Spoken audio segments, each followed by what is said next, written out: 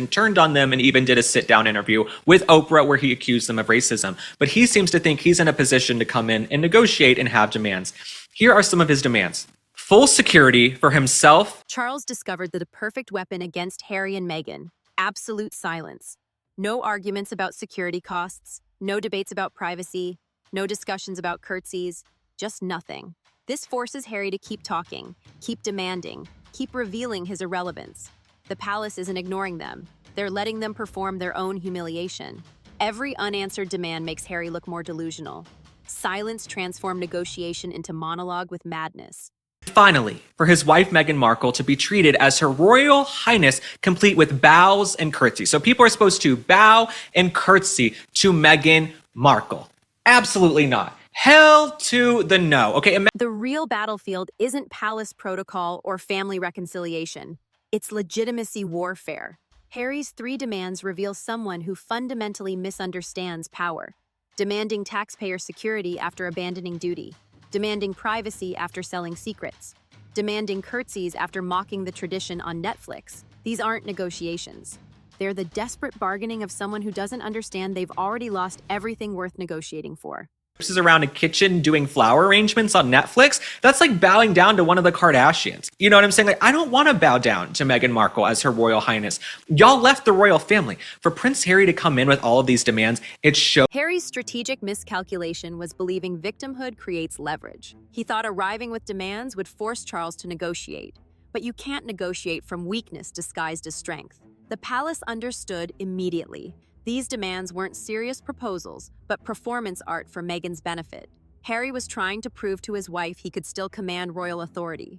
Charles's rejection proved he commands nothing. The UK is so unsafe, you can't walk around. And then we see Prince Harry ringing on doorbells. Remember when Prince Harry was going door to door in broad daylight ringing doorbells and nobody knew who he was? I think you'll be fine, sweetheart. Let's man up here. The curtsy demand reveals Meghan's psychological imprisonment. She mocked curtsying as medieval and embarrassing on Netflix. Now she demands others curtsy to her. This isn't contradiction, it's revelation. She doesn't want to destroy traditions. She wants to own them.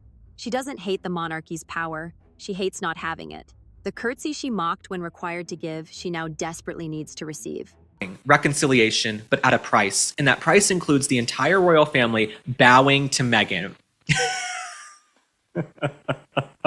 I would rather bow to anyone but Meghan Markle. Consider the silence strategy's brilliance. Charles doesn't argue about security costs or privacy agreements. He simply says nothing. This transforms Harry's demands into monologue with madness. Every unanswered demand makes Harry look more delusional. The palace discovered that silence forces Harry to keep talking, keep demanding, keep revealing his irrelevance. They're not ignoring him. They're letting him perform his own humiliation. Which I also find ironic. I find this ironic because in their Netflix docuseries, they made fun of having to curtsy. She said it was like medieval times and antiquated and embarrassing to have to curtsy and bow to each other. She made a mock. The children as weapons strategy backfired catastrophically. Harry thought bringing Archie and Lilibet would soften hearts, create photo opportunities, force reconciliation through emotional manipulation. But Charles saw through it immediately. These aren't grandchildren visiting. They're props in Meghan's legitimacy theater. By rejecting them, Charles rejected the entire performance. He refused to let the monarchy become Meghan's validation machine. Interview with Oprah. So my concern is he's coming over there saying he wants reconciliation, but I don't know if it's reconciliation in good faith. So I would be very, very cautious, the other members of the royal family. I think Prince William also. Hollywood's watching this rejection closely. Meghan's entire brand depends on royal adjacency. Every Netflix pitch, every brand partnership, every speaking engagement trades on her Duchess title. But titles without palace acknowledgement are just words. Charles just demonstrated that Meghan's royal connection exists only in past tense. She's not a duchess. She's an ex-duchess. That prefix changes everything financially. That much security. They want to be able to control the press. They want to coordinate with Buckingham Palace. Why should Buckingham Palace coordinate with people who are over in California? Why should Buckingham Palace coordinate with people who are... The psychological torture of public irrelevance is intentional. Meghan thrives on conflict because conflict implies importance. But silence implies insignificance. The palace isn't fighting her because she doesn't matter enough to fight. This is worse than hatred. It's indifference. And for someone whose entire identity depends on opposition to the monarchy, Indifference is psychological death. Their projects don't do well here in the United States. And so I don't really think they have a leg to stand on, and they're not coming into any negotiation from a place of strength. So my love goes out to King Charles. William. Harry's identity crisis deepens with each rejection. He's caught between two women's expectations: Meghan demanding he secure royal treatment, Charles demonstrating he has no power to secure anything. Every failed negotiation makes Harry smaller in both women's eyes. He can't deliver what Meghan wants. He can't be what Charles respects. He's failing as both husband and son simultaneously. The timing of demands reveals desperation, not strategy. Why now?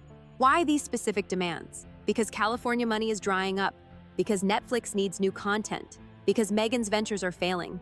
These aren't negotiation positions. They're begging disguised as demands. Charles recognized immediately that saying yes to any demand would create precedent for endless future demands. Better to say no to everything. William's absence from this narrative speaks volumes. The future king doesn't even acknowledge Harry's existence, let alone his demands.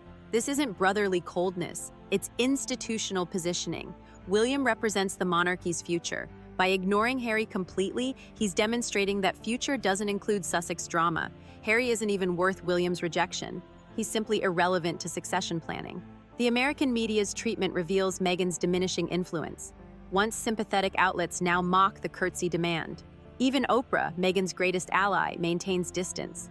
Americans understand demanding royal treatment after rejecting royal duty is hypocritical beyond defense.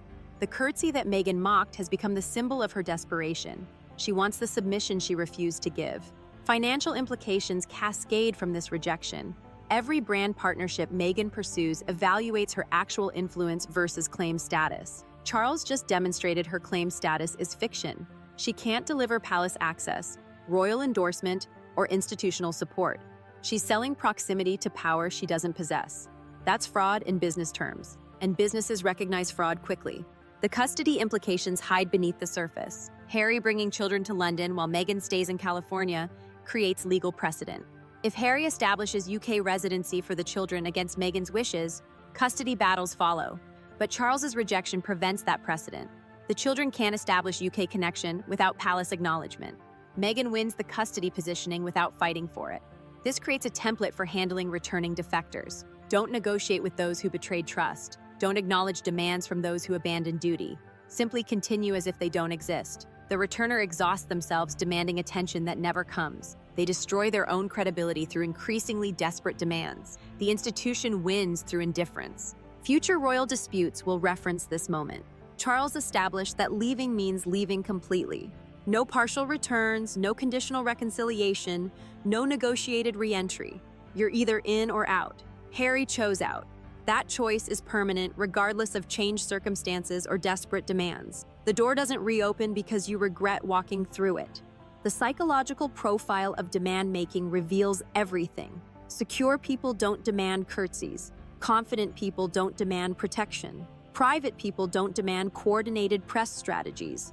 Every demand Harry made revealed an absence of security, confidence, and genuine privacy. He's demanding external provision of what should be internal qualities. In your own life, this teaches about negotiation from weakness. When someone makes multiple demands simultaneously, they're revealing desperation, not strength. When they demand respect through protocol rather than earning it through behavior, they've already lost. When they threaten consequences they can't deliver, they're admitting powerlessness. The universal lesson transcends royal drama.